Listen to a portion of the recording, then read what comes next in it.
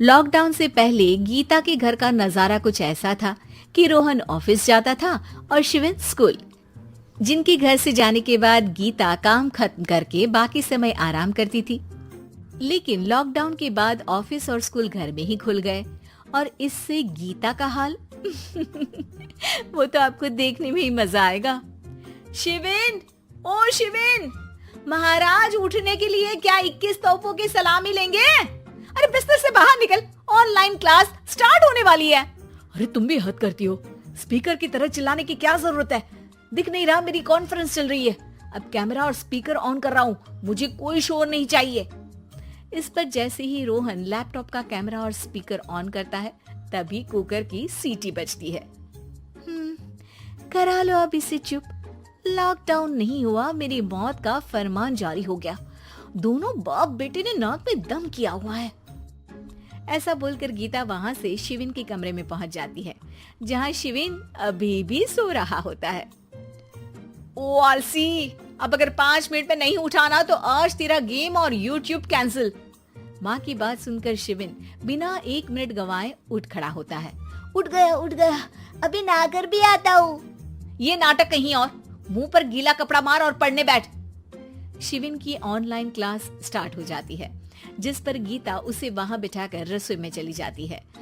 थोड़ी देर में उसे कमरे से कुछ आवाज सुनाई देती है, जिसे सुनकर वो कमरे में वापस आती है।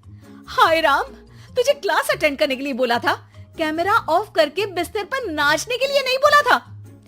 मम्मी मुझे कुछ समझ नहीं आ रहा, आप बाद में पढ़ा देना ना, वैसे भी अटेंडेंस तो लगी गई है। हाँ बेटा, जरूर बन जा, तू अभी से हम सबका बाप बन जा। अरे नहीं मतलब कहाँ से लाते हो इतना दिमाग, और पढ़ाई करते हुए ये चला कहाँ जाता है? नाइस क्वेश्चन, दिमाग से पूछकर बता दूंगा। शिविन की बातों से परेशान होकर गीता उसे मारने के लिए जैसे ही आगे बढ़ती है तभी वो कमरे से बाहर भाग जाता है। अब शिविन आगे आगे और गीता हाथ में चप्पल पकड़े उसके पीछे पीछे पूरे घर में दोनों घूम रहे होते हैं। इसी बीच वो रोहन के पास पहुंच जाता है और शिविन को मारने वाली चप्पल रोहन के लैपटॉप पर जाकर गिरती है। ओए माँ! मम्मी, अब पापा को चप्पल मार रही हो? वो आज तक के रिपोर्टर, चुपचाप जाकर क्लास अटेंड कर ले, नहीं तो अगली तेरे पीछे लगेगी। इस पर शिविन वहां से चला जाता है, जिसके बाद रोहन गीता से कहता है, इस सर्कस के लिए कुछ बोलना चाहोगी? अरे क्या करूं, जब से तुम दोनों घर में रहने लगे हो, घर अपने आप ही सर्कस बन गया है और मैं तुम्हारी नौकर। कभी बेटी को संभालो तो कभी बाप के नखरे उठाओ। इन्हीं सब उथल पुथल में दिन बीतते रहते हैं, जिसमें हर रोज घर के अंदर कुछ नया सियप्पा खड़ा मिलता है, जो ज्यादातर शिविन और रोहन के ऑनलाइन स्कूल और ऑफिस से रिलेटेड ही होता है। एक सुबह, शिविन चल उठ, आज की क्लास जल्दी है। कैमरा ऑफ करके आप अटेंड कर लो। अरे ऐसे छित्तर पड़ेंगे, दादी नानी सब एक साथ याद आ जाएंगी।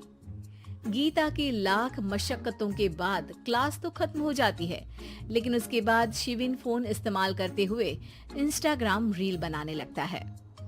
रसोड़े में कौन था? तुम थी, मैं थी, कौन था?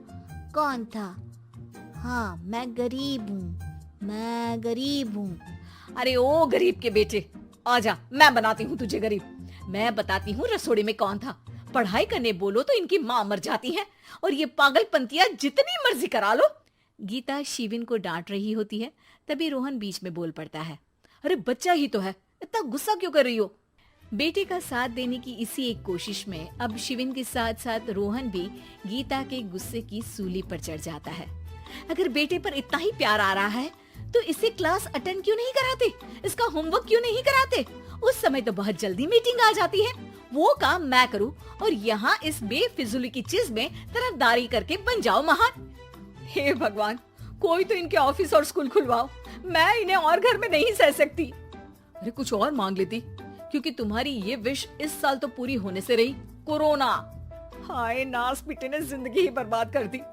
खाए कोई पचाए कोई, कल मुझे चुन चुन कर सबको मेरी बद्दुआ लगेगी। उन्होंने दुनिया का और इन बाप बेटे दोनों ने मेरा जीना मुश्किल कर दिया। गीता वहां से चली जाती है, जिसके बाद रोहन शिविन से कहता है, अरे तुम्हारी मम्मी इतनी भड़की हुई क्यों है?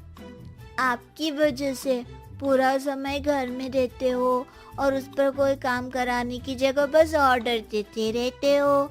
अच्छा बेटे, सारा इल्जाम मुझ पर, पूरा दिन तो वो तुम पर ही चिल्लाती है। हाँ, मतलब दोनों का 50-50 है, कुछ करना पड़ेगा। वो कहते ना, make the best out of worst. I have an idea. वैसे तुम्हारी माँ सही कहती है, बहुत जुबान चलाने लगे हो, कम बोला करो। अगली सुबह रोहन और शिविन अपनी गलती को सुधारने के लिए गीता के उठने से पहले घर का आधा काम खत्म कर देते हैं, जिसे देखकर गीता खुश हो जाती है और फिर बाकी बचा काम वो तीनों मिलकर पूरा कर लेते हैं। जिसके बाद अब वो सब मिल बांट कर हर काम में एक दूसरे की मदद करते हुए लॉकडाउन का मजा लेने लगते हैं।